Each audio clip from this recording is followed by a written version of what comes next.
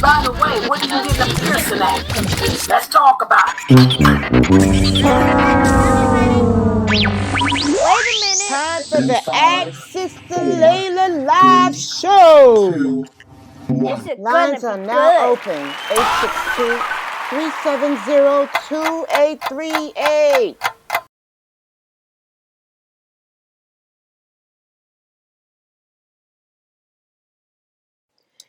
Join us for the Ask Sis Laila live show, streaming on Sunnahfollowers.com and many various streaming platforms.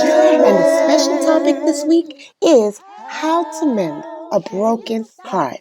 Please join us and Sister Lailanasheeba live right here. Don't be late. Call in 862-370-2828. That's 862-370-2828. Alhamdulillah. Wassalam. Oh, wait a minute. Don't start that way. Hold on. Y'all ready for it? We're supposed to start with this. Let's start with the introduction stuff. Hold on.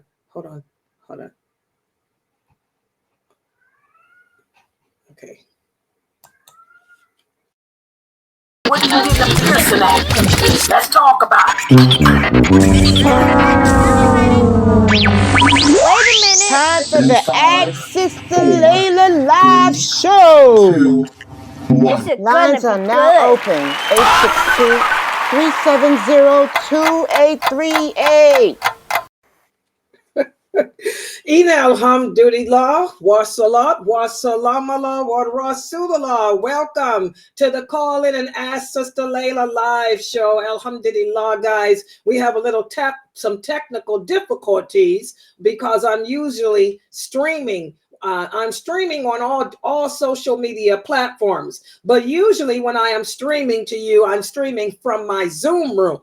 Today, I am not streaming from my Zoom room. Instead, I am streaming from my stream software, which is something I usually don't do. So it's a little bit different for me and confusing because I got to work it a different way. I'm used to clicking the buttons for Zoom, but now I have to click the buttons for this. But alhamdulillah, this is the Q&A. We have this is where you can come and type your questions about Islam. And that's why I have to use this streaming program, because I can see your questions. If you are on YouTube, if you are on Facebook, if you are on Twitter, if you are on DLive, if you are on Trovo, if you are on Twitch, I can see anything that you type.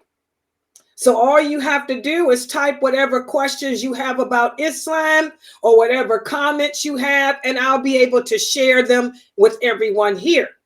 And I want you all to remember, if you want to use the microphone, this is why I keep my Zoom going. You can also join our Zoom room. And to join the Zoom room is real simple. Just simply go to www.sunnahfollowers.net and click on the tab that says Zoom room. And that'll bring you directly into our Zoom room where you can be with us live. You can have free access to the microphone and all of that in a very Islamic setting. So if you want to get on the mic to share your comments, or you want to get on the mic to ask a question, you can do so. And I just got a text.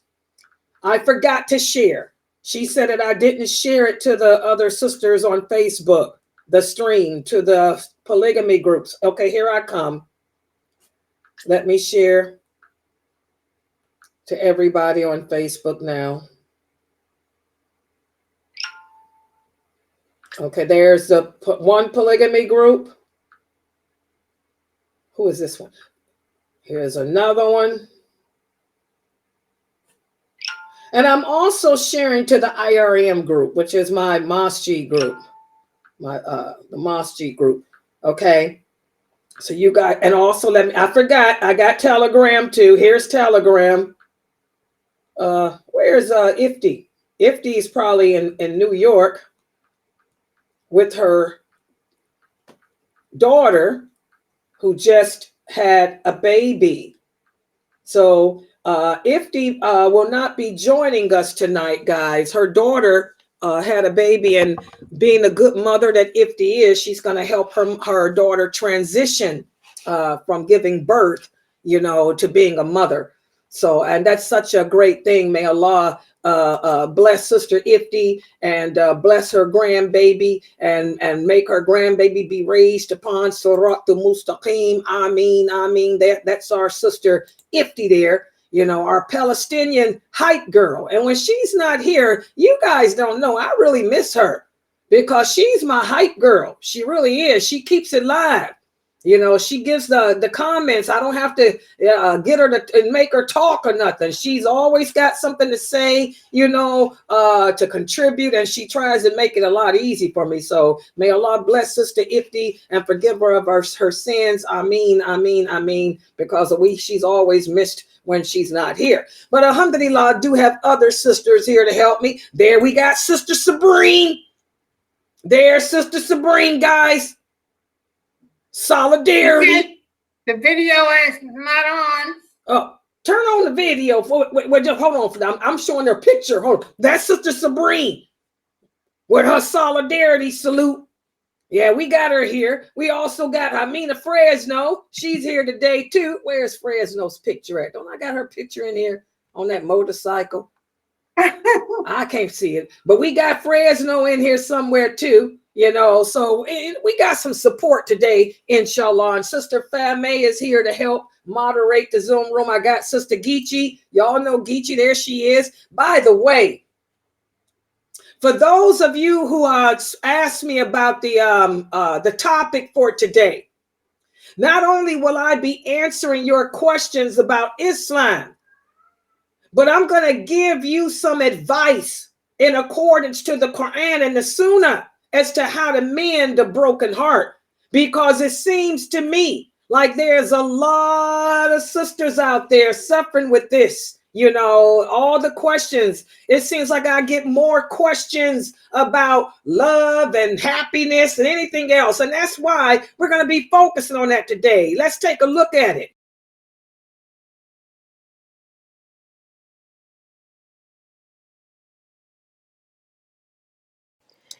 Join us for the Ask Sis Laila live show streaming on Sunnahfollowers.com and many various streaming platforms. And the special topic this week is how to mend a broken heart. Please join us and Sister Lailanasheeba live right here. Don't be late. Call in 862-370-2828. That's 862-370-2828. And by the way, guys, though that is no music in that. That's all Geechee. That's all Geechee's voice. She made them beats herself. Hello. So, the sisters know how to bring it home. So no music. That was all just voice, the human voice. Hello, a cappella. So that's what we're going to be talking about, how to mend the broken heart, because it seems like we can't move on. Our Prophet sallallahu alaihi wasallam said every nation of people has its pagans. The pagans of this nation are those Muslims who can't move on. Those Muslims that can't accept the qadr of Allah, in other words. And I tell you, sisters, all the time, there is no happily ever after. Only in fairy tales. There's no real fairy tales. Trials, hardship, heartache, pain. That's all life is meant to be. That's why I'm doing those stories of the companions. You guys, look at how those female companions suffer. Subhanallah. They didn't have no happily ever after. There was no happily ever after for Aisha, radiallahu anha. Not in this world. There was no happily ever after for Hafsa. There was no happily ever after for Salama. She was tested from the time she converted to Islam until the end. There was no happily ever after for Kulthum, her, or her sister Ruqayya, or Zainab, their older sister, or even our beloved Fatima, radiallahu anha. No happily ever after. She had to step up, woman up, and step into the shoes of her mother at the age of 10. She was only 10 years old when her mother died. And she had to step into the shoes of her mother to help her father to get the dawah out and protect him from the abuses that were hurled at him. So any sisters looking for a happily ever after, that ain't gonna happen, not in this world. As Muslim women, our happily ever after comes later in life. It comes when we go across that Sirat bridge. That's it. And like I was telling a lot of sisters, a lot of you yesterday, and I got a bunch of comments and emails from the sisters. A lot of sisters didn't know, which shows how we really need to focus on educating ourselves about our religion. A lot of the sisters text me and did not know that there will be no single women in paradise. You didn't know this? A lot of sisters text me and told me that they did not know that if a woman dies unmarried in this world, she will have a husband waiting for her in paradise. And this is true. He'll be waiting right there at the gate. Right there at the gate.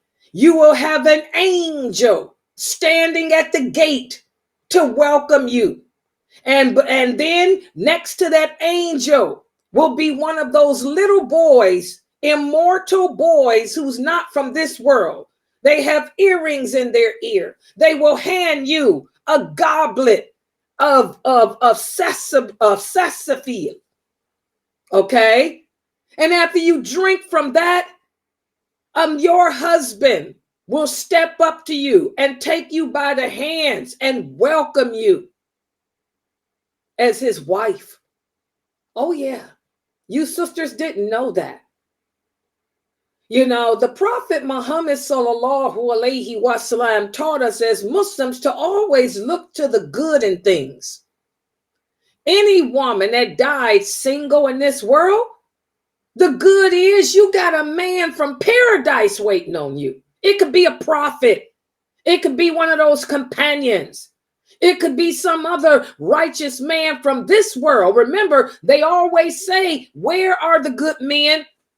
They say, where are the good men? Sabrine, where are the good men? Let's see. What do they say? Where are the good men? The good men are already in paradise waiting for you. That's right. Or they always say either they in jail or dead. Ain't that what they say? The good men are either dead or in jail. Oh yeah, that's what they say on this side. Yeah. Yes, they do. Yeah. They either dead or in jail. They Yeah. say that. So, subhanAllah, that's the good. You a single sister in this world, ain't no man good enough for you, probably. Allah got better plans. Remember, Allah is the best of planners. He plans better than you and me.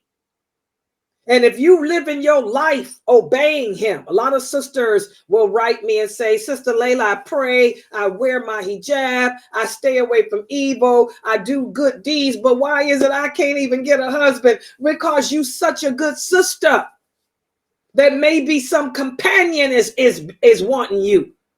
Maybe Abu Hurairah got his eye on you. Maybe Umar got his eye on you. Maybe Moses. By the way, I told y'all, me and Moses is available. We broke up. Oh yeah. I was telling the sisters in the Zoom room, me and Moses had a talk. I told him that I decided that I want to be with the Prophet Muhammad sallallahu alaihi wasallam. So me and Moses broke up. It was amicable. So Moses is available. Solomon too. What about you, Seth? Hello. You know, you work so hard. And another thing too that a lot of sisters don't know, because the brothers don't tell you. The brothers like to boast about the El Hurin. The El Hurin are our sisters in faith. But the El Hurin are not better than we are. The El Hurin were created as an enjoyment and a reward for the men of paradise. They didn't struggle to get to paradise. They were created to believe La ilaha illallah Muhammadur Rasulullah, just like the angels. We humans are of a higher status than the angels, and we females are of a higher status than the El Hurin. As the Prophet Muhammad sallallahu alaihi wasallam said in an authentic hadith that these brothers don't tell you, the women from this world proved their love for Allah, where the El Hurin already love them. So for those of us who enter paradise from this world, we are of a higher status than the angels, and we are of a higher status than the El Hurin or anything else that was created in paradise. That's why Allah had the angels and such bow to Adam. You sisters didn't know that. The Prophet Muhammad sallallahu alaihi wasallam said, the women are from this world, we will live in palaces. The El Hurin will live in tents. That shows, as the Prophet said, our higher status over them. They will be in tents and pavilions with their husbands, whereas we will be sitting on thrones with crowns on our heads, living in palaces with our husbands. So that's why I don't understand why you sisters get it twisted and get jealous and all that nonsense. You are of a higher status. The women of paradise, those El Hurin, are jealous of us because we are of a higher status than they are. Okay? So, you know, we have to look at that stuff. That's why it's so important for us as Muslims to learn our deen and learn it correctly, because that helps us. Knowledge brings about the comfort of the heart. The heart can beat and function in ease as a result of your knowledge and understanding of this deen. And tonight, what I'm going to do, guys, this topic is so intense about mending the broken heart. Just to let you guys know, I got a little PowerPoint presentation prepared for you, like I did when we talked about narcissism. Today, we're going to talk about the signs. How can you tell if your heart has been broken? There's certain signs that may be indicative that you're suffering with a broken heart. And by the way, that's how Fatima radiallahu anha died. Fatima, the daughter of the Prophet Muhammad, she died of a broken heart. She died 6 months after her father. She was the first of his family to join him. She missed her father so much.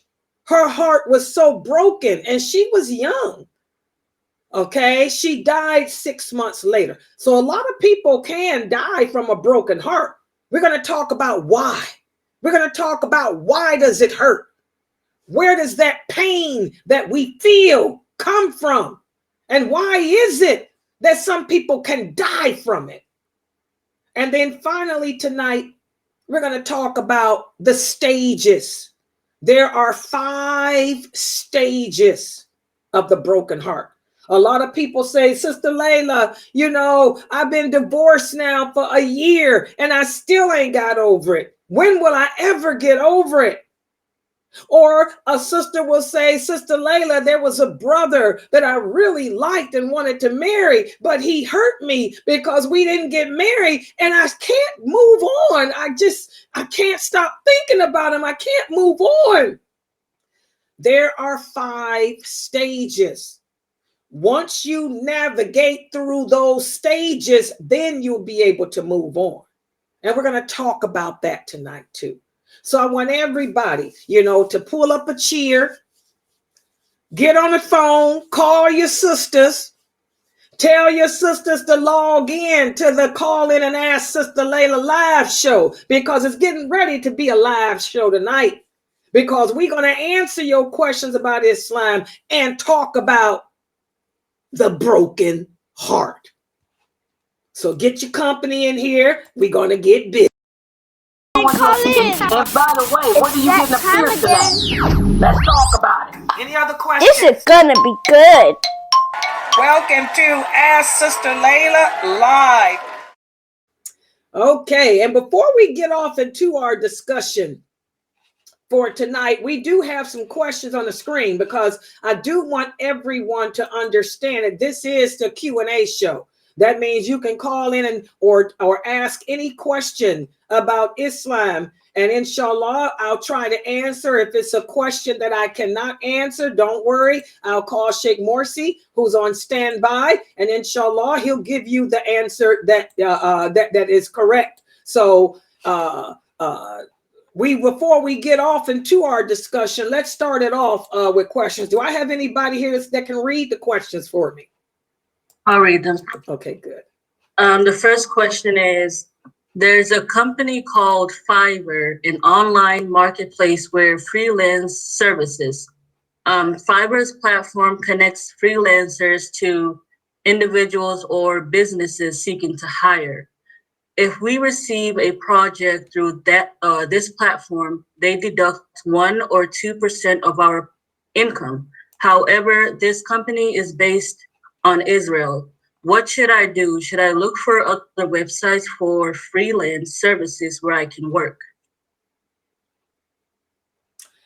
Wow, this was a long question, but my ears perked up with it from.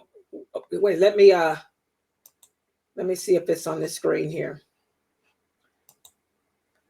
This is his question. There's a company called whatever, which is an online marketplace for freelance services. It connects freelancers to individuals or businesses seeking to hire. Yeah, that's where I found that brother that I hired, Brother Ahmad, to do the SEO for my website. That's where I got him from. He was living in Bangladesh.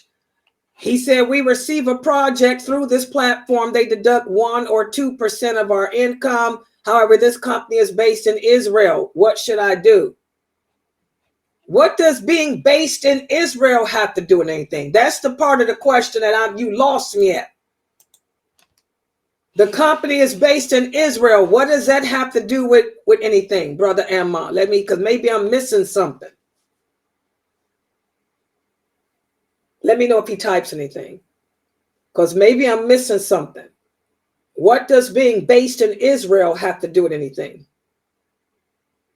He said about Gaza. What about it? He going to Gaza or something? Ask him, is he going to fight against Gaza? Is he going to Israel to join the army? He said things happening in Gaza. What does it have to do with a company being based in Israel? I don't get what he's asking. Are they asking you to come work for them and make bombs or something for Gaza? Are they asking you to come and work through doing SEO and stuff against the Muslim Palestinians so they can track them and kill them? He said the owner supports Israel. So what does that mean? So this is where we lose it. You think that just because somebody supports Israel, it's haram to work for them? Who told you that? Is there a verse in the Quran where Allah says it's haram to work for Israel? Is there any hadith on this planet that says that none of the companions worked for Israel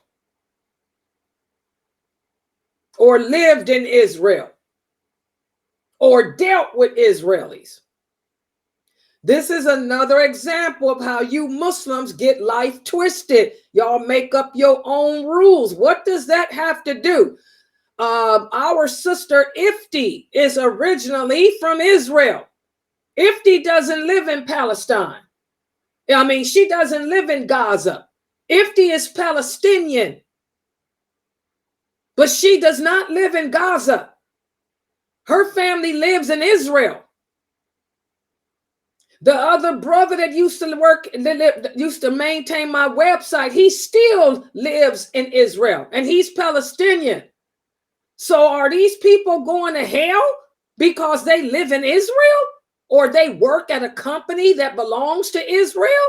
I'm pretty sure Brother Zaman works for a company that belongs to Israel because that's where the jobs are. You know, this is an example. You brothers have got to stop being fanatic. I don't know where y'all get this from. When the Prophet Muhammad died, who did he buy his armor from, Brother Ahmad? He died. Where did his armor come from? His armor came from an Israeli, a Jew. In fact, a Jew who belonged to one of the tribes he kicked out. A Jew that belonged to one of the tribes that he kicked out of Medina. You guys have to stop being fanatics. Y'all got to stop getting this religion twisted. Y'all have to start thinking with intelligence and not emotion. I live in America, Brother Ahmad.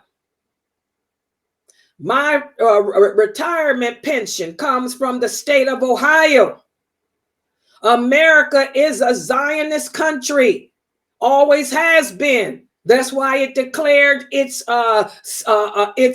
independence from England. So does that mean I'm going to hell because I live in America and I worked for a Zionist country and I receive a paycheck every month from a Zionist corporation? Oh. Can I say something?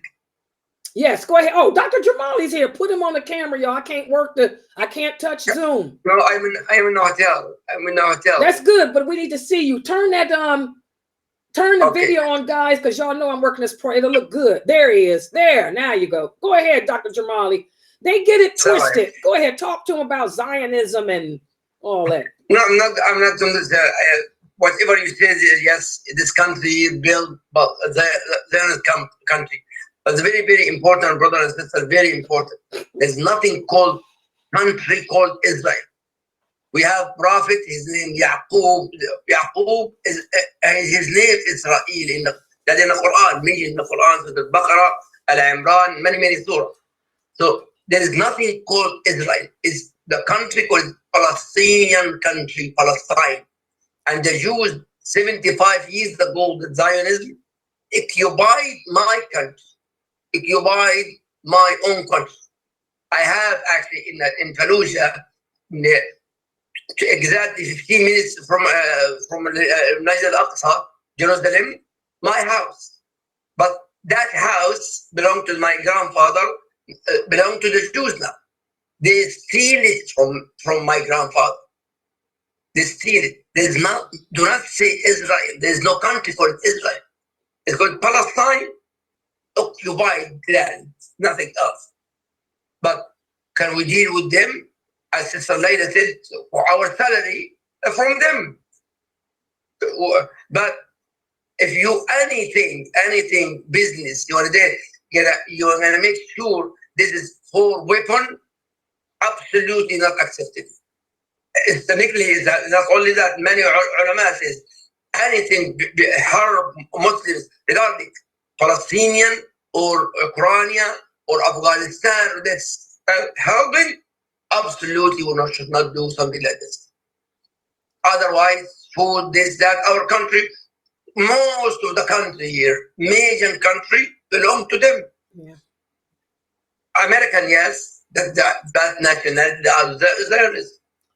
But my point, do not say Israel, because Palestine occupied land. That was supposed to say. You understand, Brother Ahmad? Yeah.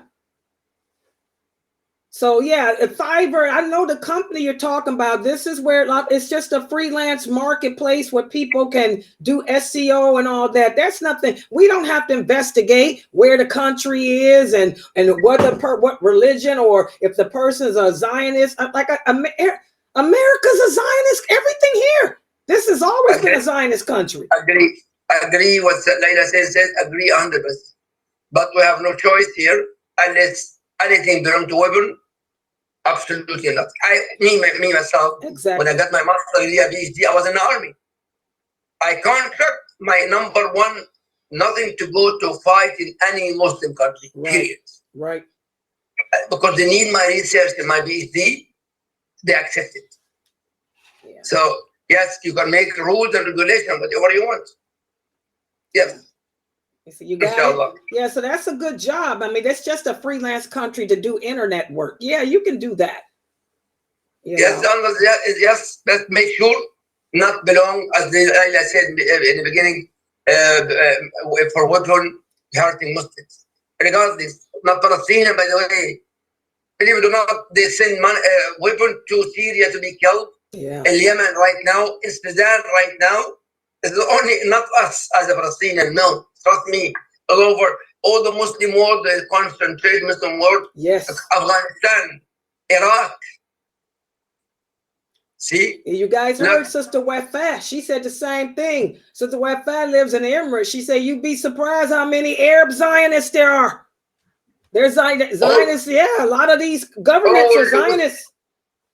All the Muslim leaders, no exception, Zionists. Yes, all belong to them under their wings. Absolutely, yes. I put that thing up on Facebook, guys, so you could see. Last week when they met at the United Nations, y'all could see the countries that voted in favor of Israel.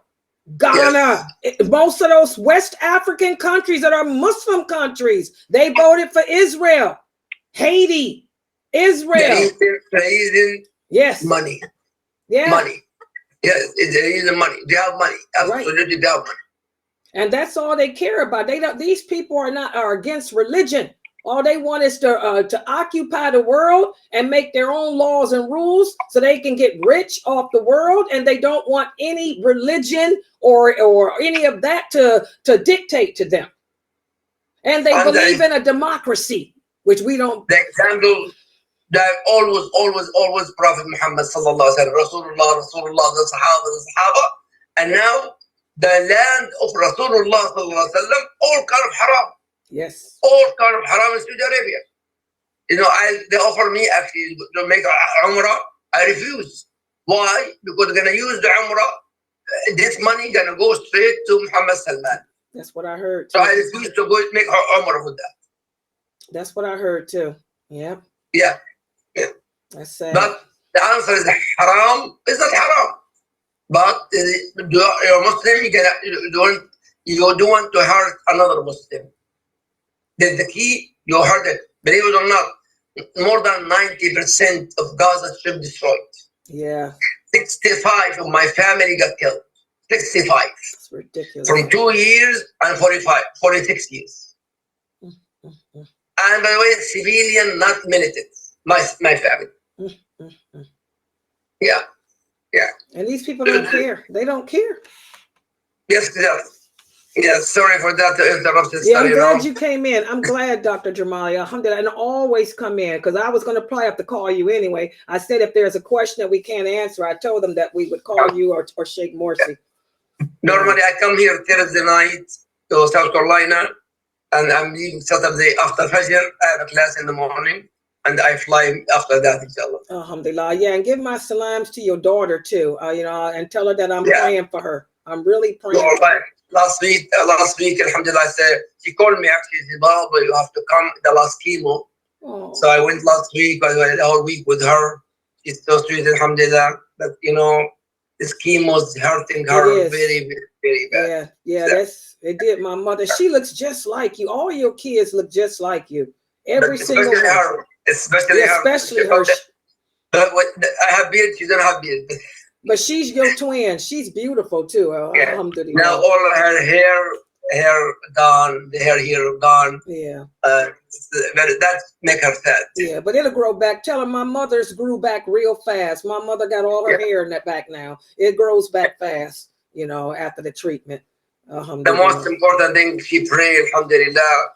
She gonna fast Monday and Thursday. So no, Baba. Don't fast, just pray, yes. Right. But fasting is not obligation for you. Right. Yeah. May Allah make it easy for her. I said it's Sunnah anyway.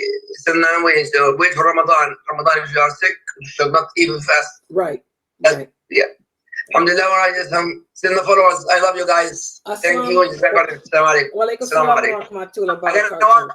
I still in my Facebook. Okay. Wa alaikum assalam wa rahmatullahi wa barakatuh.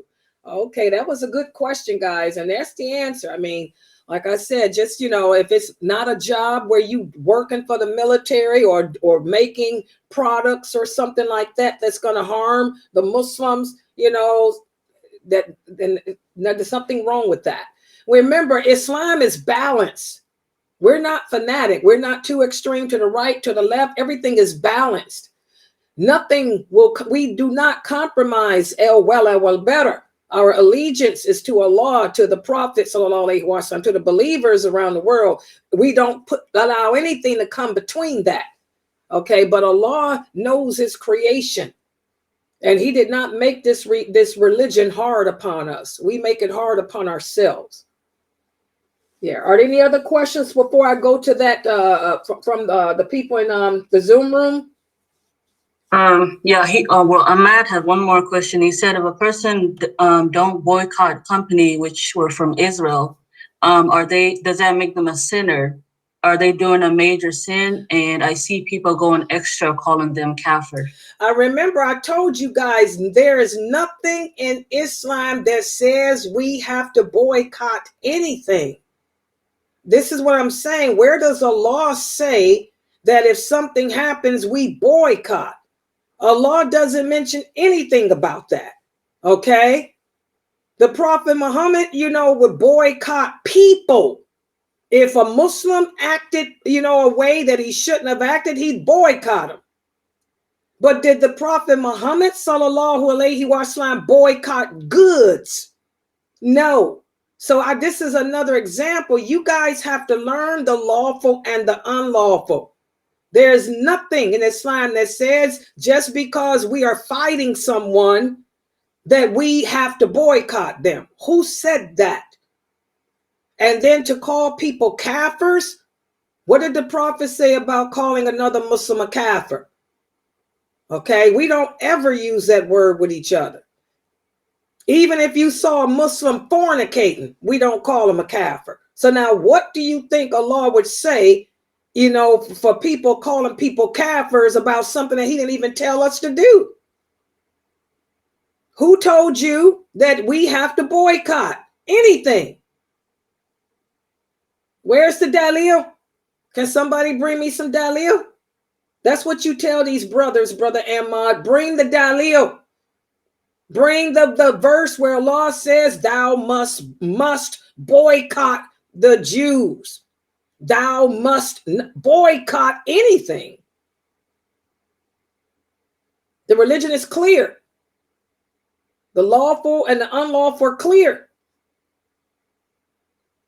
Yeah. And he got another question?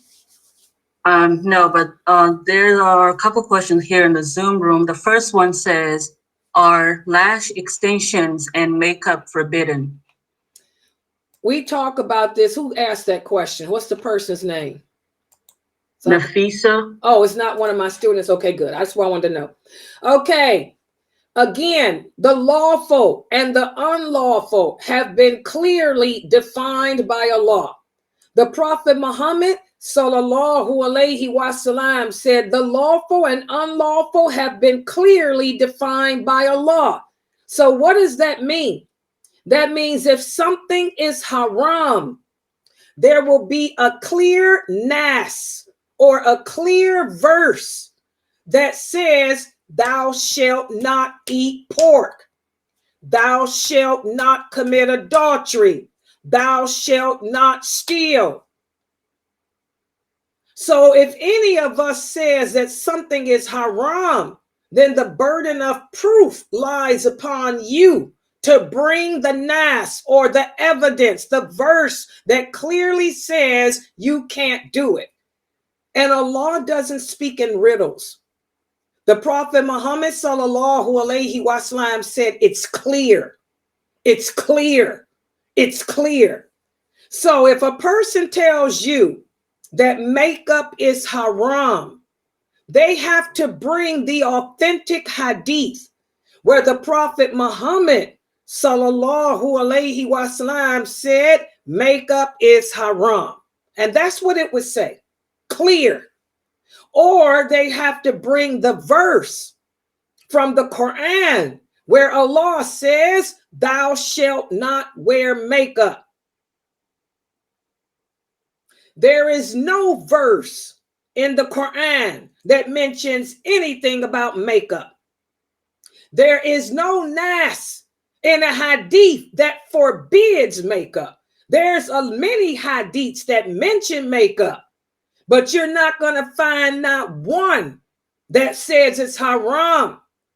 In fact, right there in Sahih Bukhari, the Prophet's wives wore makeup. What do you think this is that I have on? This is makeup. This is kohol. Kohol is makeup.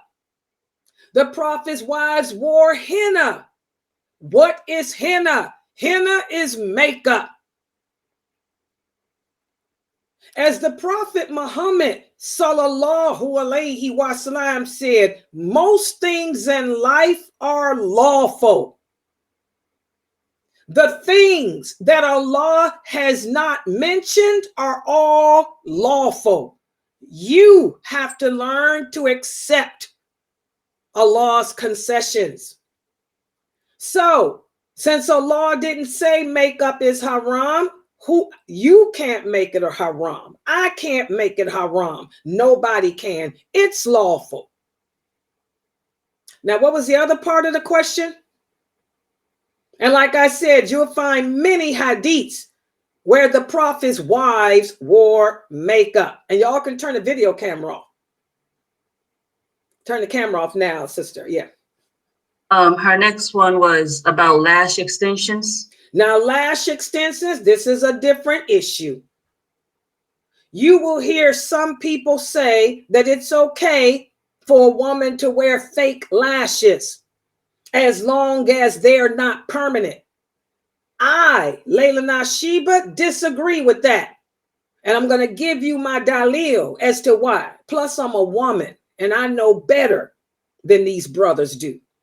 Just like Aisha had to correct the men of her day about women's issues, lailanasheeba has no problem correcting the men about women issues. Makeup is not haram.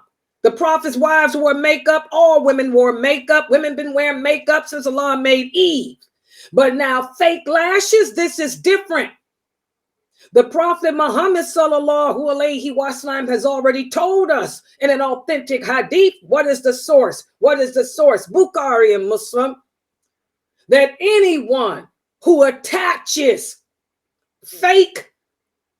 who attaches anything to their hair to lengthen it artificially has the curse of Allah.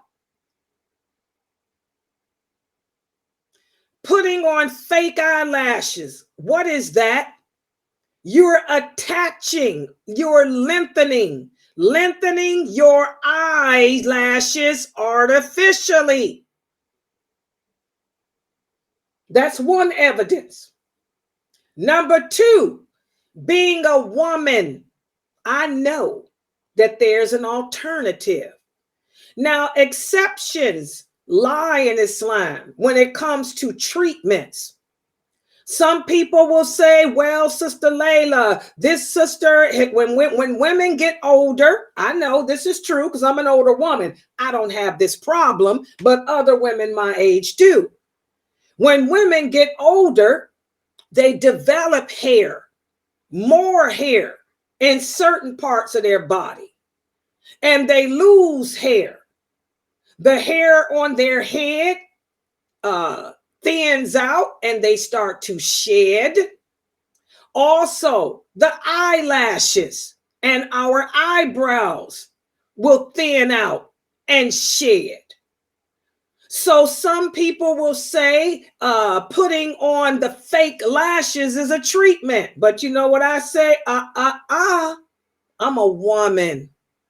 Fake lashes is not a treatment. It's a cover-up.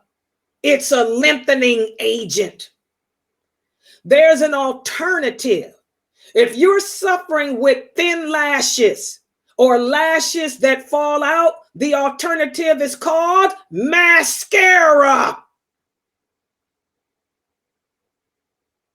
You can buy the fiber lash mascara that is designed as a treatment to coat your eyebrows with the emollients, your eyelashes, with the emollients that will strengthen them, stimulate them, and cause them to grow.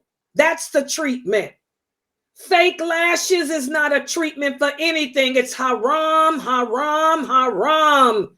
And you have the curse of Allah on you. Allah don't like nothing that's fake.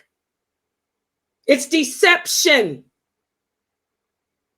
So the alternative is mascara, the kind that they have now to stimulate with the emollients that strengthen your lashes and make them grow. And they grow quick, real quick. So I hope that answers the questions, and Allah knows best. Makeup is not haram. Fake lashes are. Get you some fiber lash mascara. The next question is, are press-on nails haram or gel nails? The same thing. Allah doesn't like anything that's fake. That's fake. That's fake. You know, this is deception. You know, the Prophet Muhammad, sallallahu alayhi wasallam, said the believer. One thing about the believer is a human being, and the believer is not perfect. The believer can commit any sin except one. There is one sin that the believer can never do because it's not a part of him.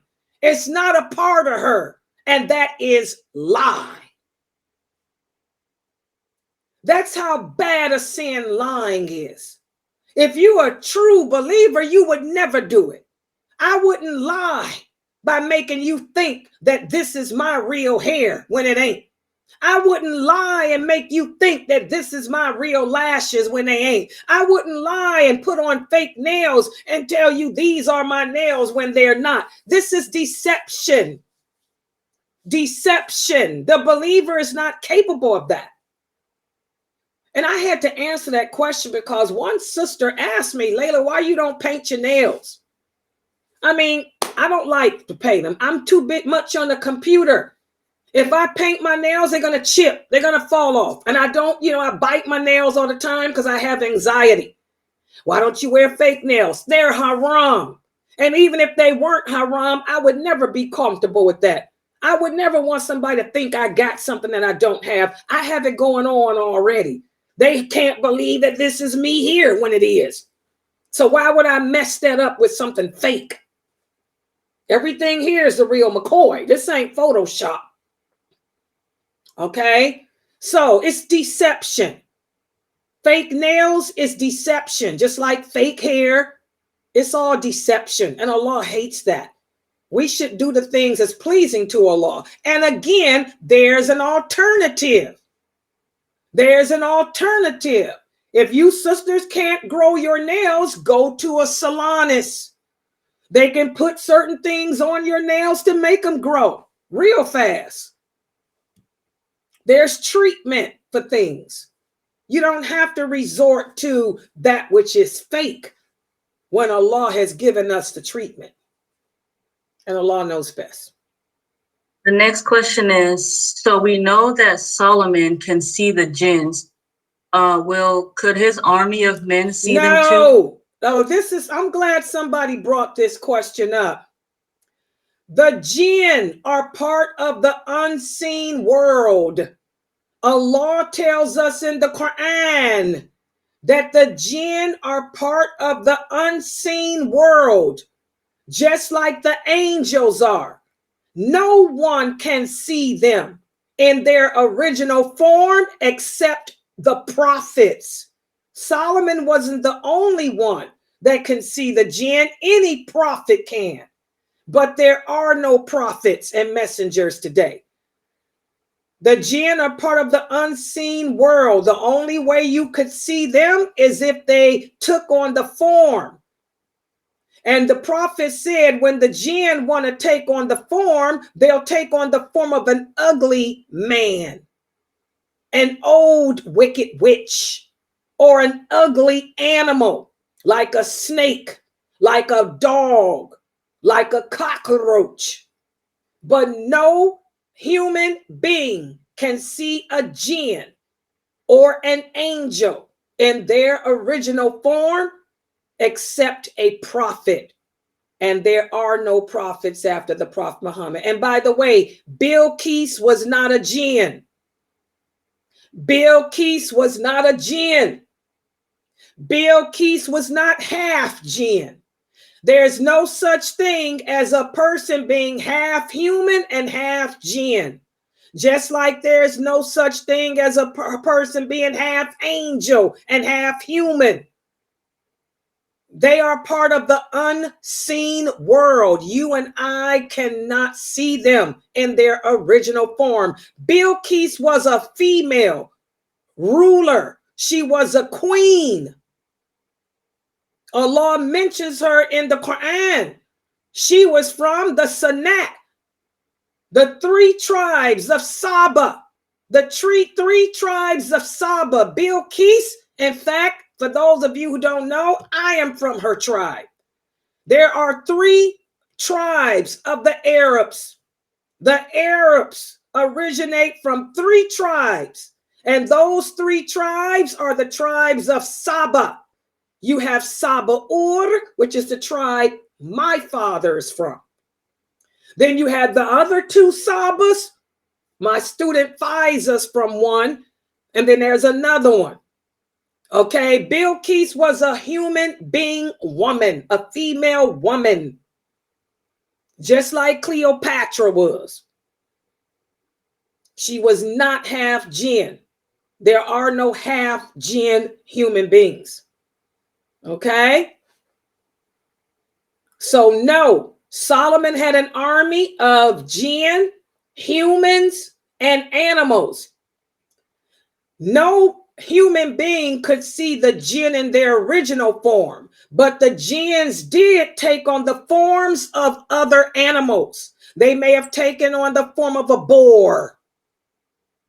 If they wanted to march with the army, they would take on the form of a boar, or the form of a pig, or the form of an old donkey, or something like that.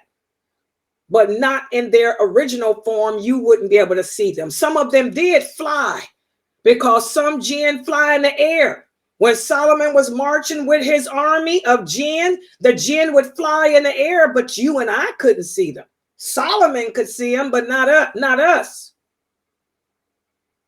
Okay? Does everybody understand? The jinn are not of the seen. They are the unseen. And that's why Allah has commanded the jinn to stay away from us, because we can't see them, but they can see us. and they can harm us. So that's why they're commanded to not come near us. Okay? All right. Okay. The next question is, can the animals like cats and dogs see the angels and jinns? The Prophet sallallahu alaihi wasallam was asked this question in an authentic hadith. You'll find this hadith in Bukhari. The Prophet sallallahu alaihi wasallam said the cats are just like the members of our family. They live amongst us so we can eat. They can eat behind us and we don't have to throw the food out. And then someone asked, can they see what we see? The Prophet sallallahu alaihi wasallam said the cats and animals, not just the cats, but the animals can see what we don't see too. And he left it at that. They can see what we see and what we don't see too. And that's when he said the cats will watch over you at night. So they can see the jinn and they can see the angels and all that. Animals are not like us. They're a different species. They don't have free will either. This next question is anonymous. I know that Allah took Prophet Isa to himself. Where is he? Is he in paradise? No one will enter paradise in body and spirit until the day of judgment. That hadith is authentic. It's in Bukhari and Muslim and Muwatta. The Prophet sallallahu alaihi wasallam said, no one from this world will enter paradise in body and soul until the day of judgment. And the first person who will enter it will be the Prophet Muhammad sallallahu alaihi wasallam. And the second person that will enter paradise in body and soul will be Abu Bakr. And the third will be Umar. And the fourth will be Uthman. And the fifth will be Ali. And then after them, those 75,000 of the forerunners, they will all enter paradise in one step. So where is Jesus right now? The Prophet sallallahu alaihi wasallam said the souls of the prophets and the souls of the believers and the souls of the children who die before the age of puberty are in the form of green birds flying around the throne of Allah. And they will stay in that state until the day of judgment. But for Jesus' soul is in the form of a green bird. It's flying around the throne of Allah, but Allah will bring him back. He will bring him back. He will bring him back after the Mahdi arrives. And Jesus will come back not as a prophet, but he will come back as a ruler, the ruler of the world. He will reinstate the Quran and the Sunnah of the Prophet Muhammad sallallahu alaihi wasallam, and he will live and he will die. He will be buried and his soul back up in the form of a green bird until the day of judgment. All those hadiths are authentic. They're all in Bukhari, Muslim, and Muwatta. You have to memorize these hadiths, guys. You will never understand the Quran. You will never understand this religion until you learn those hadiths. The hadiths are the explanation of everything. Okay. All right. So there's one more question. Oh, go ahead. It says, I want to know if the term backbiting is used only amongst the Muslims and not amongst the kafirs, or can it be used for both? I don't understand. What do you mean? Our laws are for us, not for them. Who cares about what a kafir does? Kafirs are, if they don't convert to Islam, they go into hell. So I don't understand. What does she mean? Is she asking me, Can you backbite a kafir? That's a different question. Ask her to explain. Is she asking me, can you backbite a kafir? Yeah, that. If you're able we're not supposed to backbite anyone unless it meets those conditions we talked about.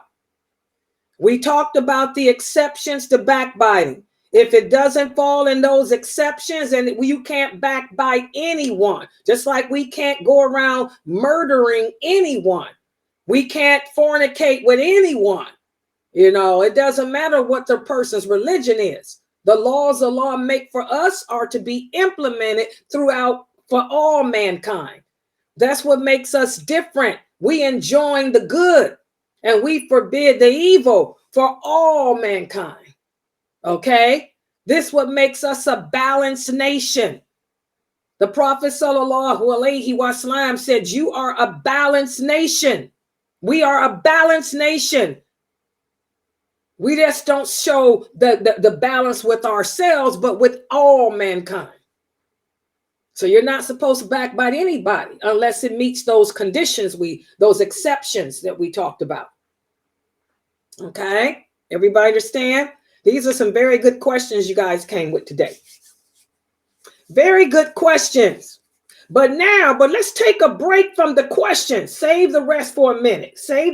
Write your other questions down, and Fame will read them to me. Again, for those of you who want her to read your question, you can join the Zoom room and type it, or you can type it here.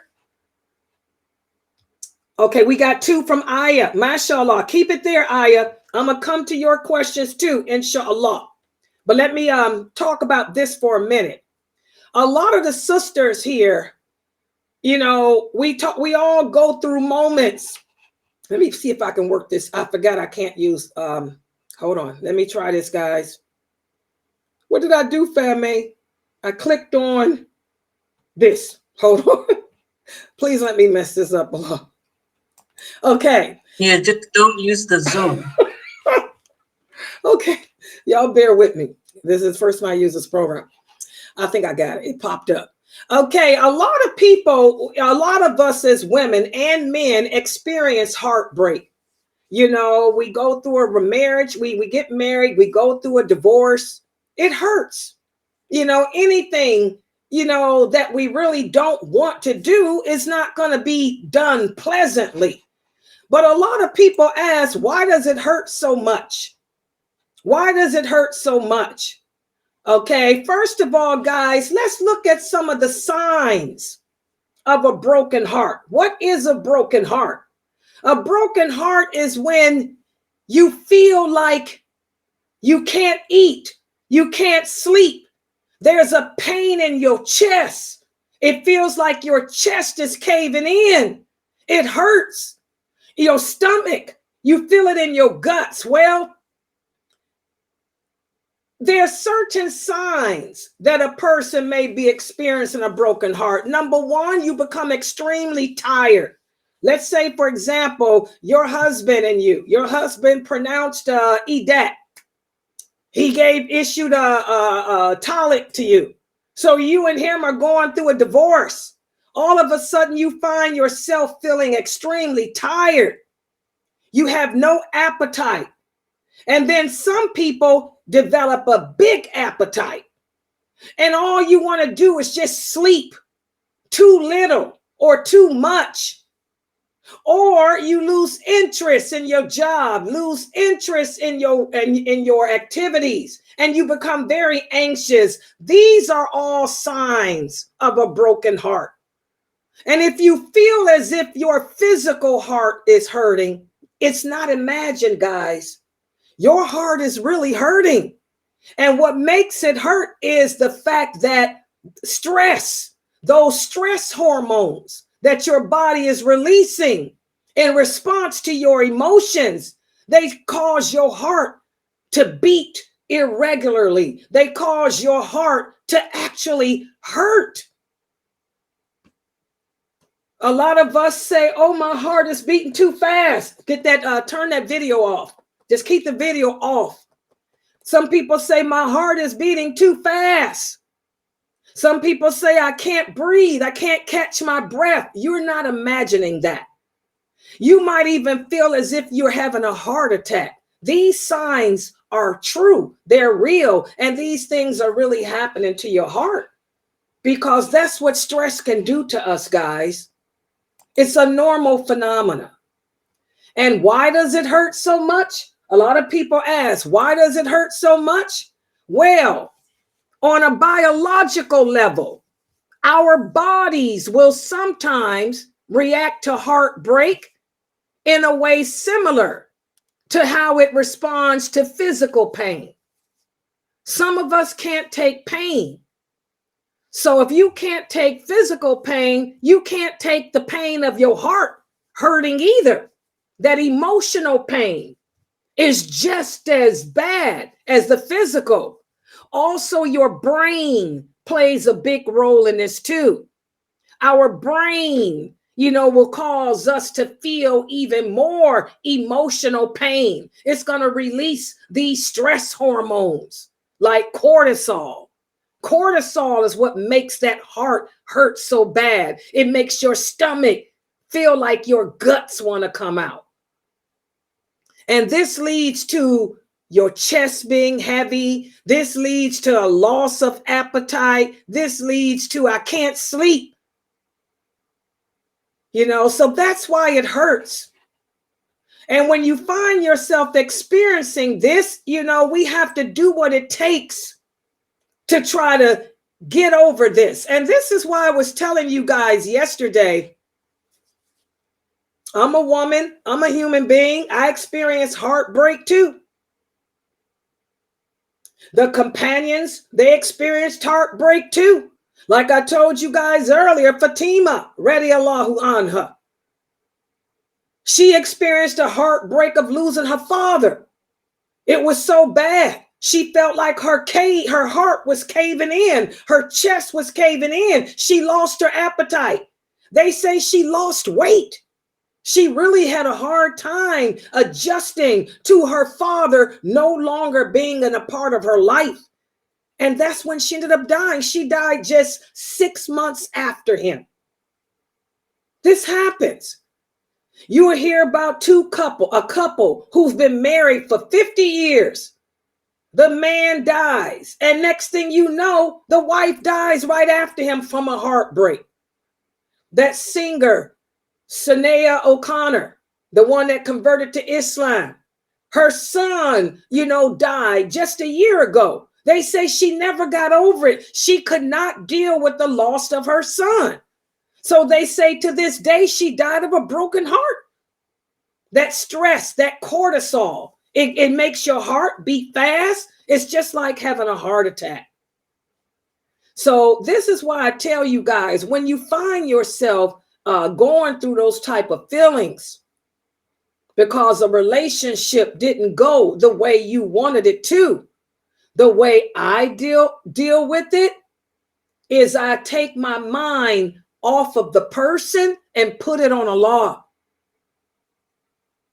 If I feel that someone has hurt me that deeply, I'll make dua. I'll say, oh Allah, remove these feelings that I'm experiencing in my heart as a result of this person. Remove them from my heart and instead replace them with feelings of love for only you. That's what I do. And when we think about the person, you can't get this person out of your mind.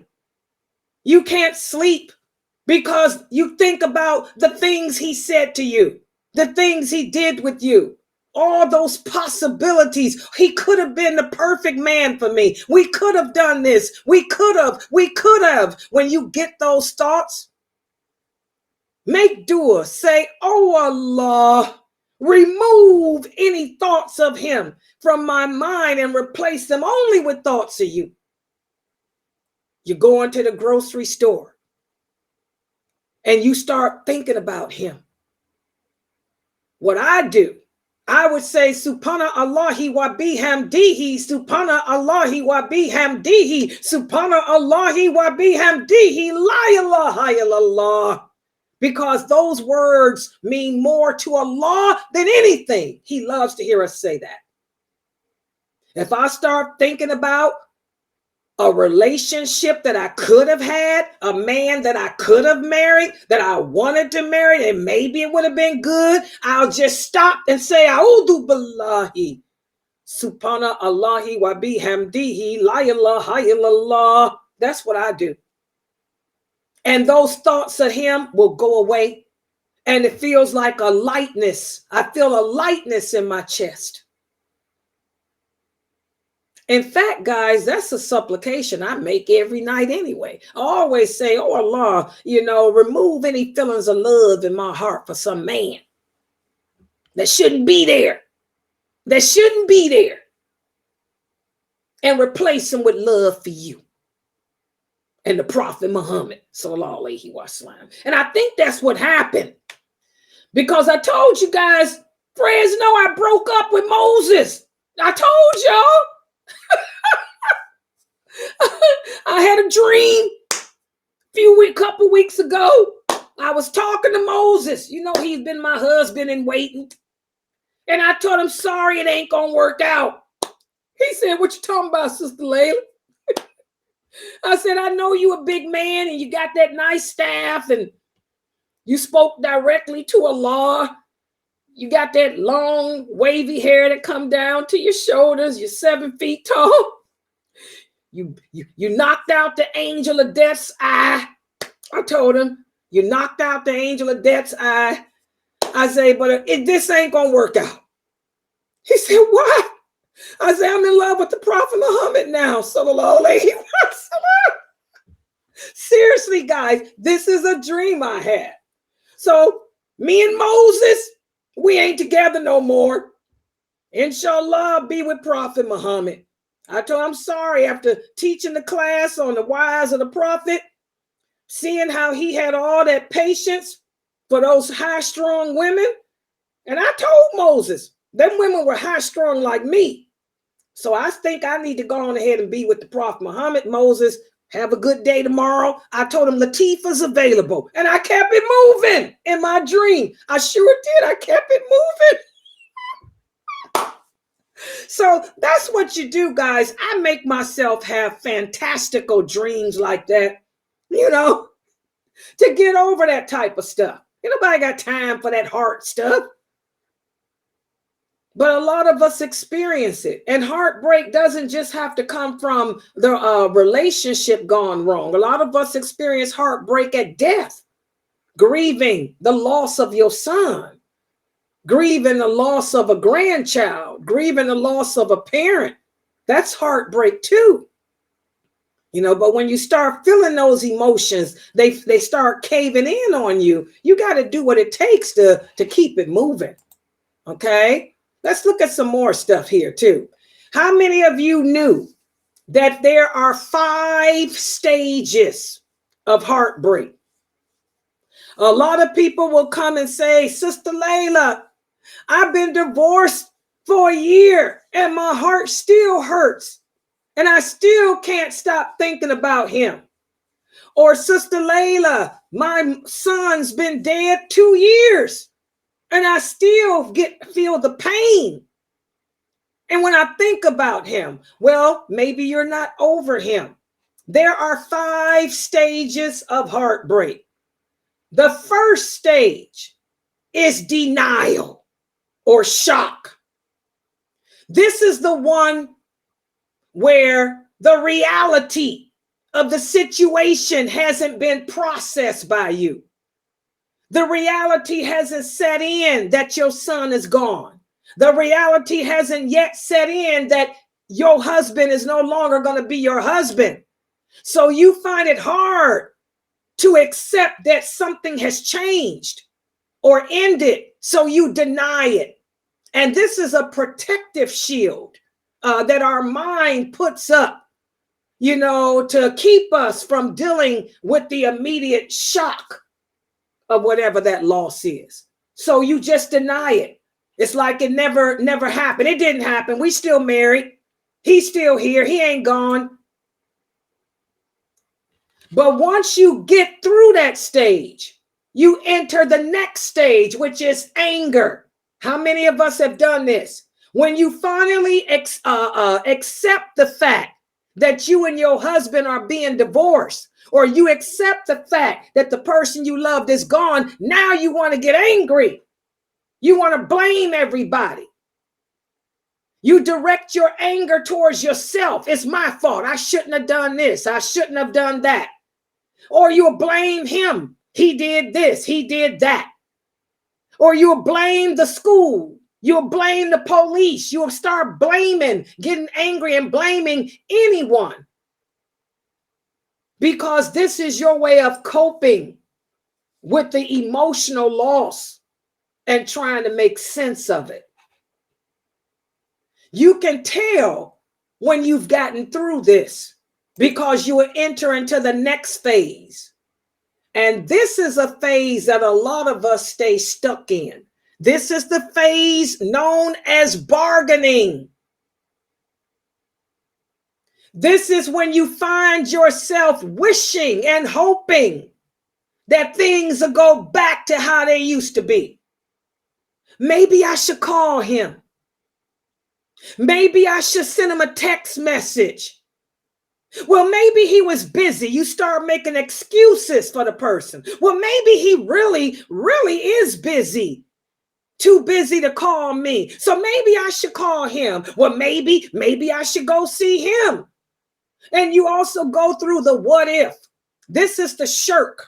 Remember, the Prophet sallallahu alaihi wasallam warned us against the inconspicuous shirk el-ashkar, which is discontent with our situation. What if I did this? I should have done that. I should have did this. If only I had done that. And then we start creating fantasies about the situation and scenarios about the person where things end up working out. A lot of us stay stuck in this bargaining phase for a long time. And so for those sisters who will say, Sister Laila, I've been divorced for over a year and I still can't move on, that's because they stuck in bargaining. They still texting the man. They still calling him up. They still staying in the house with him. They believing that things are going to work out. How many of you sisters are still married to kafir men? You know darn well you can't be married to no kafir man, but you've been with this dude for 5 years, living in the same house with him because you really thinking it's going to work out, that he's going to accept Islam. It ain't happening. So a lot of people stay stuck in this phase. And these are the people that end up dying upon shirk el-ashkar. Okay? They can't accept the qadr of Allah. And this leads to the next stage of depression. As time goes on, and you begin to realize that the relationship is done. As the reality sets in, you're going to find yourself sad. You're going to find yourself depressed. I went through this phase the last time I thought about getting married. Oh, yeah. Oh, man. When I realized it ain't going to happen. Oh, my God, y'all. I went through this sadness. This depression. I withdrew from my website. Fresno knew what was going on. They said Laila ain't did her class. Where's Laila at? Fresno knew. Latifah knew. Laila done finally realized that the old man ain't for her no more. She realized that the old man ain't gonna work out. I withdrew. My anxiety kicked in. I got worried. Well, maybe I ain't gonna never find no husband. I guess I'm gonna be 100 years old and die by myself, Fresno. That's the worst phase, guys. That depression, that isolation. You gotta pull yourself out of that, sisters. I had some friends to help pull me out. They kept reminding me of some of the things that the old man was saying. That pulled me out of it real quick. Okay? But after you pull yourself out of this phase of depression, then you can move to the last phase, which is acceptance. That's when the healing begins, guys. Once you come out of that depression and you accept the fact that what is, what ain't gonna be, that's when you'll find yourself healing. That's when you'll come to terms with the reality that, guess what? Can't have the old man, but I need to go talk to Moses because I think that the Prophet Muhammad done made intentions on me. Okay? You let go of the past and you start looking forward to the future. Even if that future is paradise, sisters. Paradise, your man in paradise. Because the man that you was after in this world ain't for you. It just ain't gonna work out. And then you have to forgive yourself. You don't go around holding grudges against a man. Well, what they say, just leave it alone. Cause we can't see eye to eye. There ain't no good guys. There ain't no bad guys. There's only you and me, and we just disagree. And you walk on. You move on. He ain't no bad guy. Old man is old man. He'll always be my old man. But we just disagree. And you move on. Do you guys get it? So, those are the different stages and different things about heartbreak. We all go through it over, something in life, a relationship, a lost one, a relative that we lost that was close to us. You can pull yourself out of it. You just got to recognize the signs of a broken heart. And when you recognize the signs, you got to get busy trying to treat yourself, okay, to prevent yourself from being stuck in one of those stages. You need to educate yourselves about the different stages of heartbreak and do what it takes to move on to the next stage so you can finally accept it and move on. So what y'all think about that? I put that together for you. What y'all think? Gave you some examples from the ahadeeth. What y'all think? Hello? It's very accurate. It's something that, we all need to analyze because we've all experienced it through different situations, through different people. And it's a good breakdown psychologically for us to recognize and look at to see where we have been at that point, where we struggled, how we've overcome it, what makes us, what will and what has made us stronger, so that we could pass that on to other people, because we all know who might be going through something right now, who may need this information. And sometimes I may be able to give the best, kind of advice if I myself have gone through it, and somebody else who's going through it might be able to take that advice better from me because they have seen it probably with their own eyes.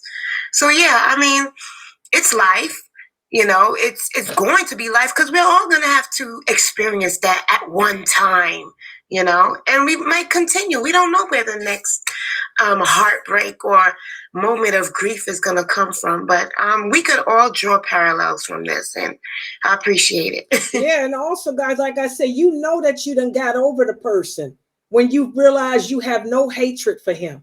You hold nothing in your heart for him except pity, or he's a good man, and keep it moving. That's how I know when I'm over somebody. When I can think about a person and realize that there's no animosity. I don't want I have no anger towards the person. I don't want no vengeance toward the person.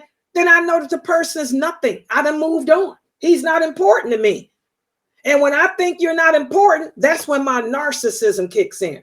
Well, if I think you're not important, you ain't worth the time of my thought. I keep it moving. I don't have no desire for you at all because you ain't nobody. you know.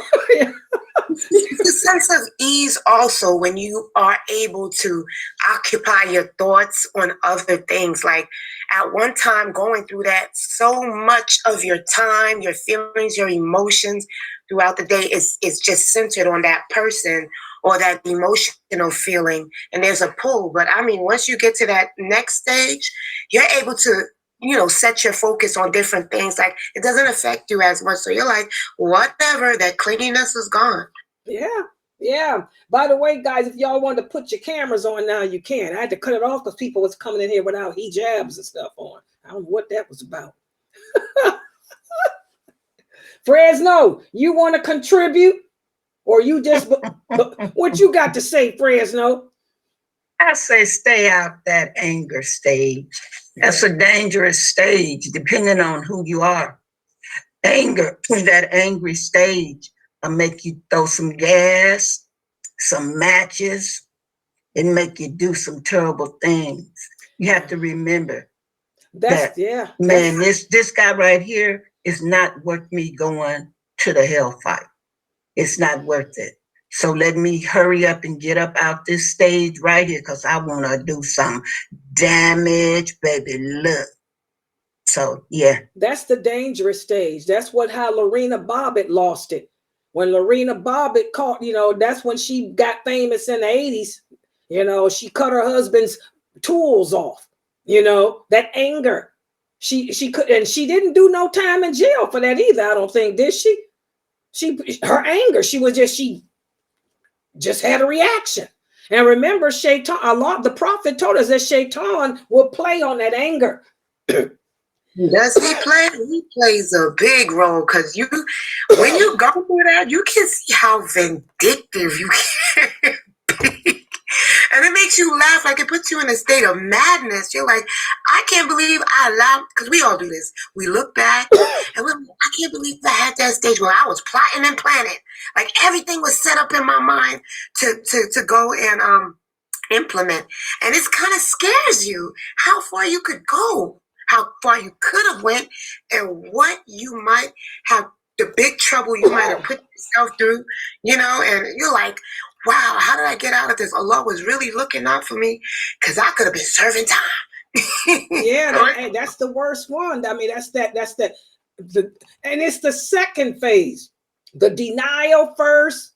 I don't know how did it go? Look how big it got, y'all. I made it big. Oh, hey, I'm getting good at streaming on this. See? How did I do that, fam? I made it big. You see it big on YouTube?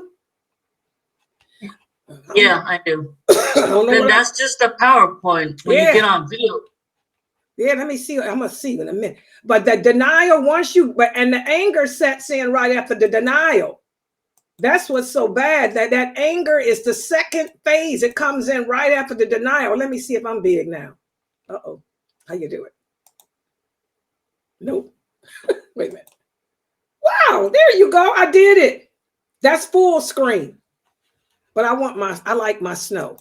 Okay. I like my snow.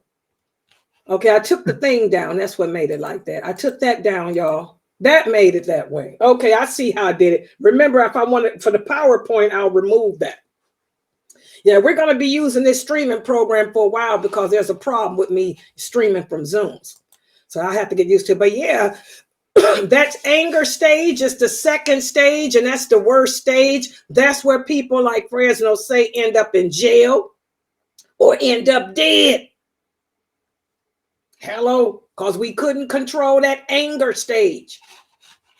For me, it's the bargaining. I as personally, in all my breakup relationships, I found it hard to get out of the bargaining.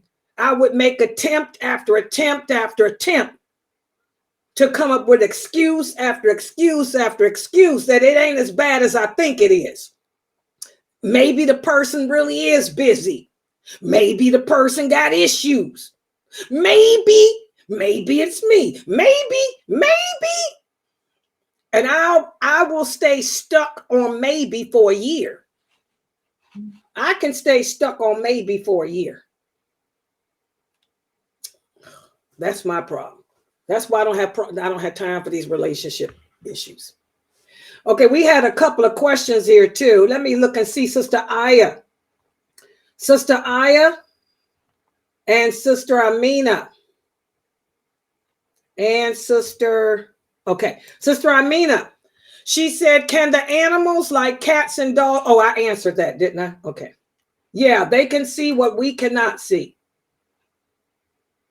Also, Amina asked, the Muslims that will be shaded on the day of judgment, does this mean Allah will forgive them of their sins? No, we talked about how these are the Muslims that fall in those 7 categories of righteous deeds. They earned the pleasure of Allah. So Allah will have them sit on thrones of dignity because they did these deeds and they did them on a regular basis, consistently. And they earned his pleasure. And they will sit there. But they still have to go through the Sirat bridge. The Prophet ﷺ said, those people that will be shaded under the shade of Allah, they still will be told to walk across the Sirat bridge, and they have to settle whatever scores they haven't settled in this world. So whoever you backbit, you got to give them deeds to them. So for the rest of us, it's just like the Hunger Games. Those people that you see sitting under the throne of Allah, these are the people that have the most deeds. That's all that is. They got the most deeds. So you're going to be like the Hunger Games, wanting their deeds. Oh, well, there she go. There go Amatullah. She used to backbite me. Oh, I'm getting ready to take them deeds. All that fasting she did. Get ready. Pay up, sister. That's all that means. Those are the people that will have the most deeds. But they still have to go across that bridge, and they still may serve some time in hell. Because if they don't have at least one deed in their hand, they're going into the hellfire too. So that's all that means. Those are the people who will have the most deeds. And the rest of us will be sitting there saying, looking at them saying, uh-oh, I'm getting ready. Hey, give me them prayers. So no, it doesn't mean that they're going to paradise. It means that they just got the most deeds. That's all. Okay, let's see what else we got here. You taught us to give peace and blessings to the Prophet ﷺ during our personal dua for them to be answered. But does this extend the dua to the duas taught to us in the Quran? No, you got to understand, dua is an Arabic word that means supplication. Dua is an Arabic word that means to call upon Allah, to talk to Allah. If I take the word dua out, the Prophet Muhammad ﷺ said the hadith in complete English. So y'all understand it, because Arabic words we get lost in. Especially the Fusha. Slang and Fusha, not the same. The Prophet ﷺ said, anyone who wants to hire his or her chances of getting their personal supplication answered by Allah should do this. Before he asks Allah for whatever it is he or she wants, he should turn and face the direction of the Qibla if he can. And then he should raise his hands, the palms up if he can. And then he should begin talking to Allah by calling upon Allah using his beautiful names. And then he should send blessings of peace upon me. And then ask whatever it is that he wants from Allah. and then repeat it 3 times. And if he can, after that, do a good deed of charity, because Allah loves for us to do good deeds. If you do that, do these things that I just told you to do, then the chances of your personal supplication getting answered has increased. That's the hadith in English ayah. I just gave you the meaning in English. So that's it. So now that you understand the question, the wording, what is the question? So whenever you are going to ask Allah for something, if you want Allah to answer it, follow those steps I just gave you, and that greatens the chance of Allah giving you what you want. And also the Prophet said, make that supplication every day until Allah answers it. Okay? Does the question, the answer make sense? Because the question doesn't make sense, but the answer I hope does. If you're going to make a supplication, for the second part of your question, it doesn't make sense, but I'm going to try to answer it in a way, again, using English, like I'm teaching you something, because it doesn't make sense. If a person wants to call upon Allah using a supplication that Allah mentions in the Quran, or a supplication mentioned by the Prophet Muhammad, sallallahu alaihi wasallam, he or she can. If it is a supplication, whereas you are asking Allah for something, you still follow the steps that I just mentioned. And Allah, the chances of Allah giving you whatever it is you're asking for has greatly increased. Now, do you understand? Don't use these Arabic words like dua and y'all don't know what they mean. Y'all understand? You understand? Did I answer your question, Aya? So any supplication we make that entails asking Allah to give us something, that if you want to greater the chances of receiving it, follow those steps I gave you.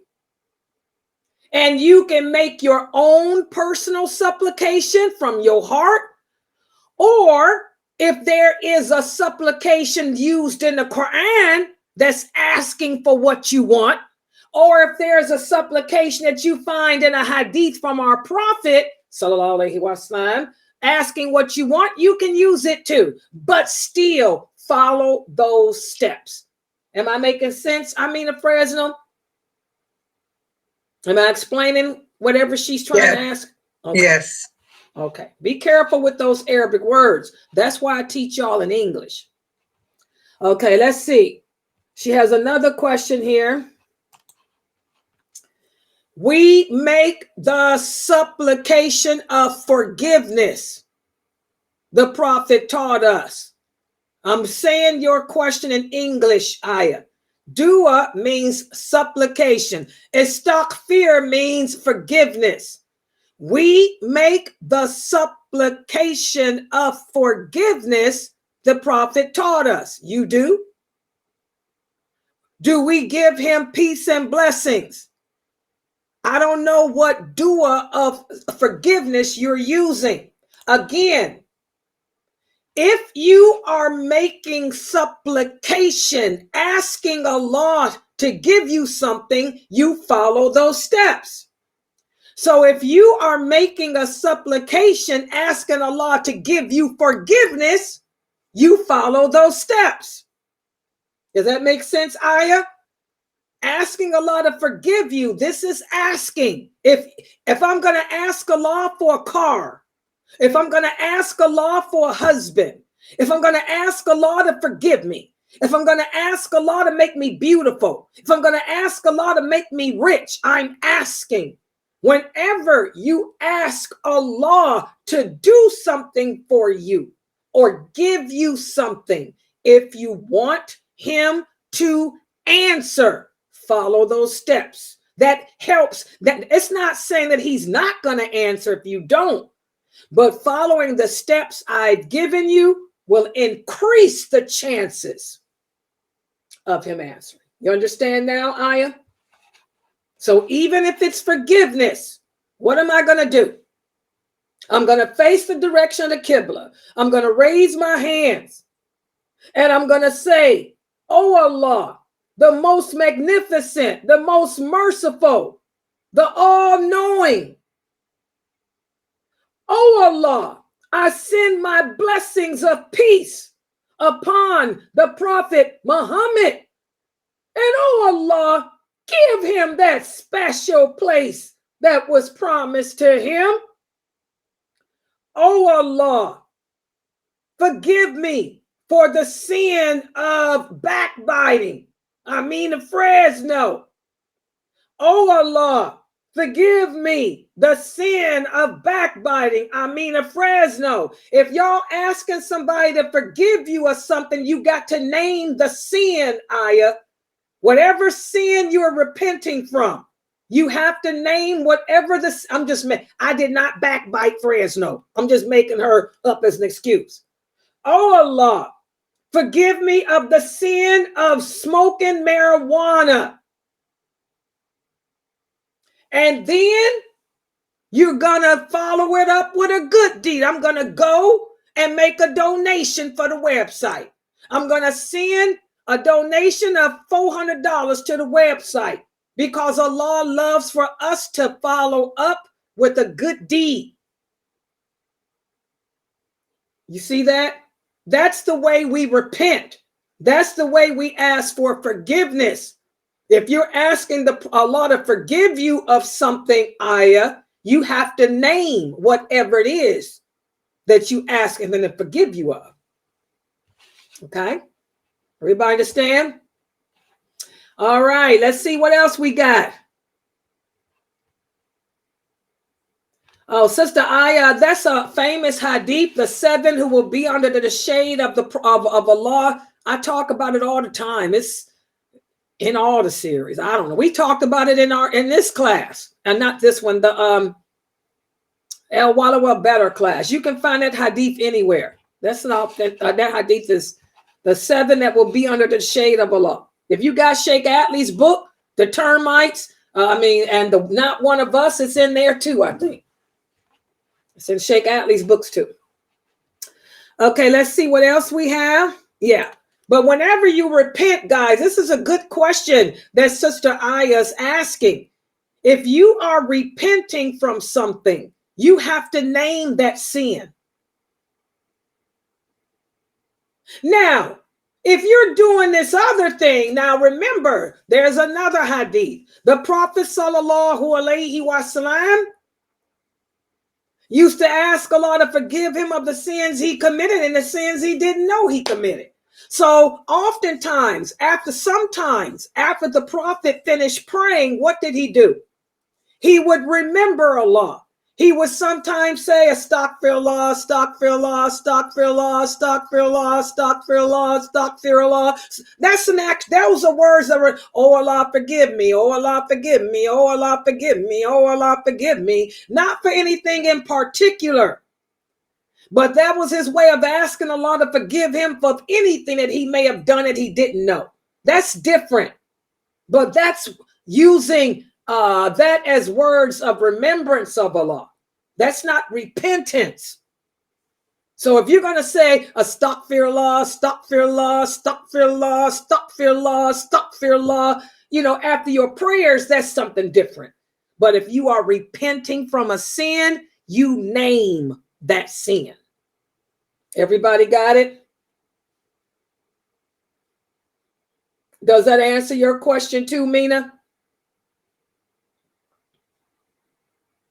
Because none of us are perfect. The Prophet Muhammad made mistakes too.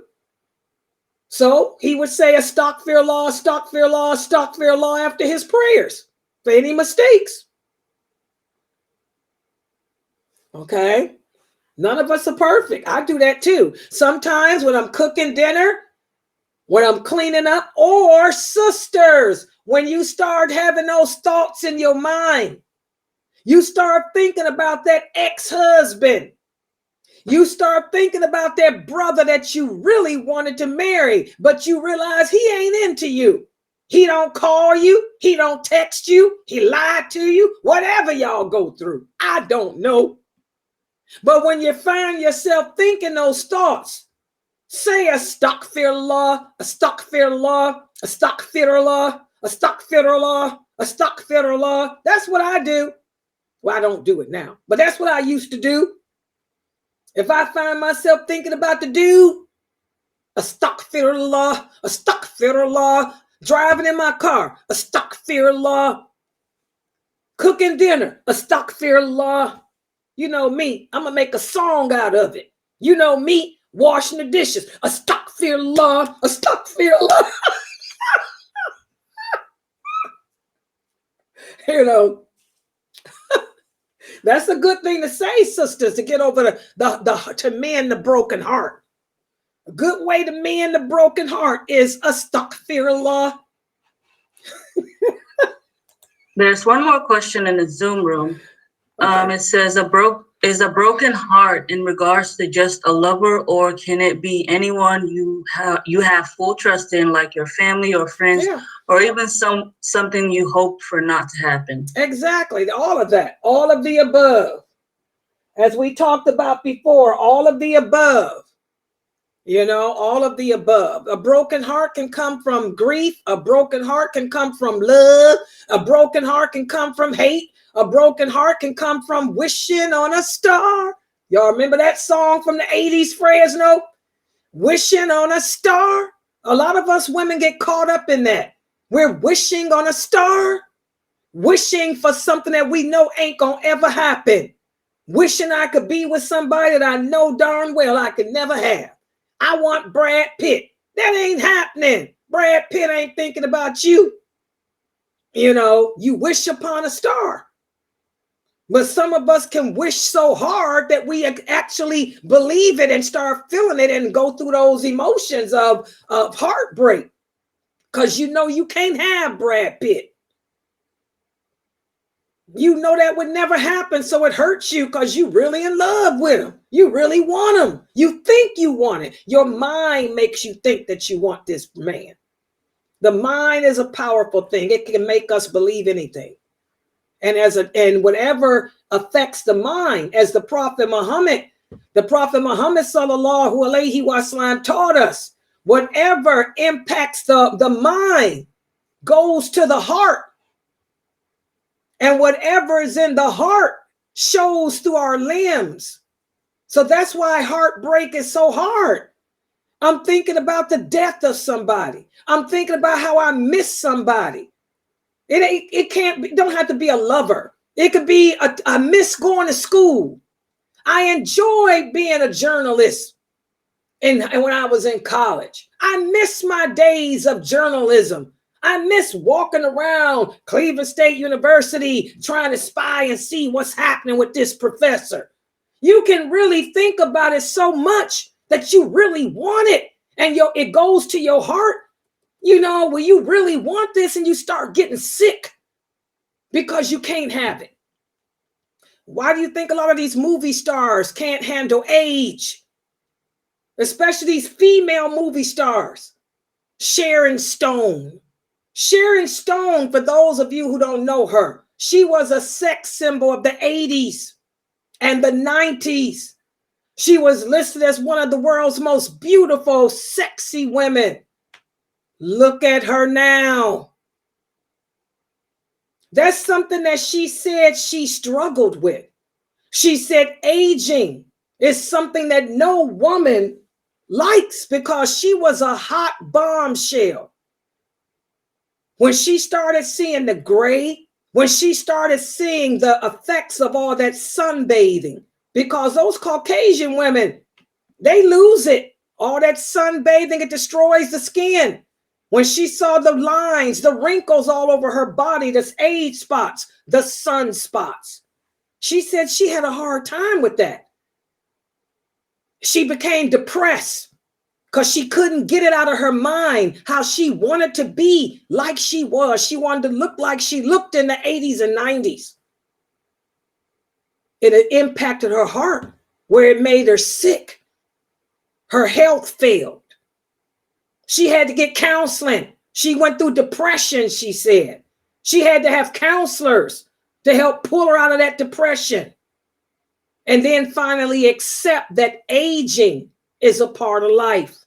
None of us stays the same. Everything fades.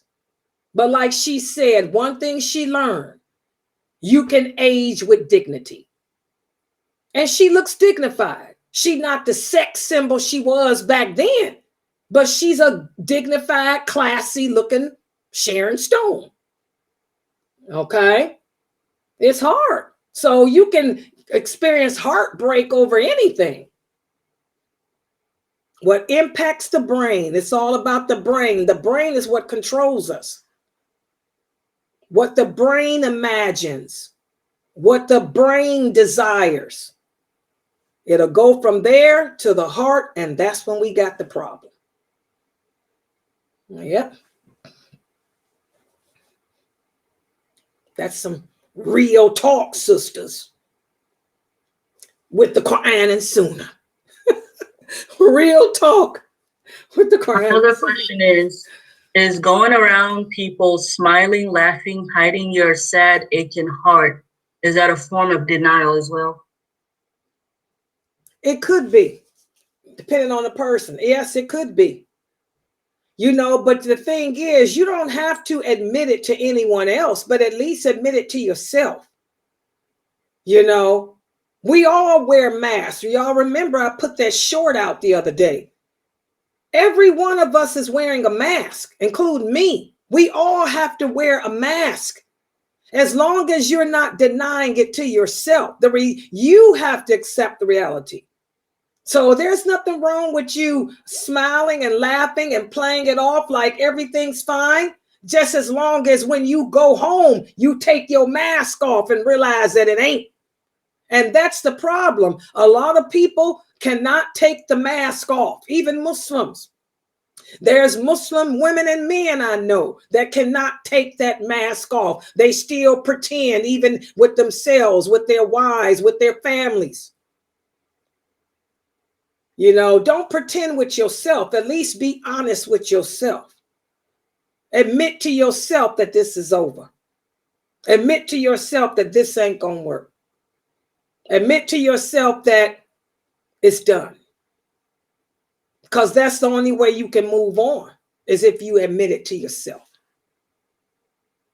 That's why the Prophet Muhammad, sallallahu alaihi wasallam, said, Allah is not going to change the condition of anyone until that person takes the steps to change the condition of himself.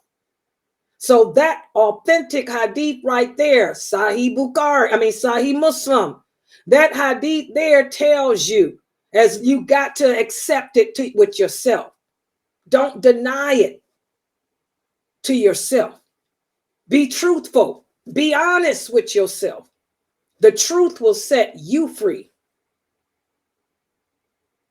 A lot of men, believe it or not, a lot of brothers struggle with that. A lot of brothers find it hard to get past denial.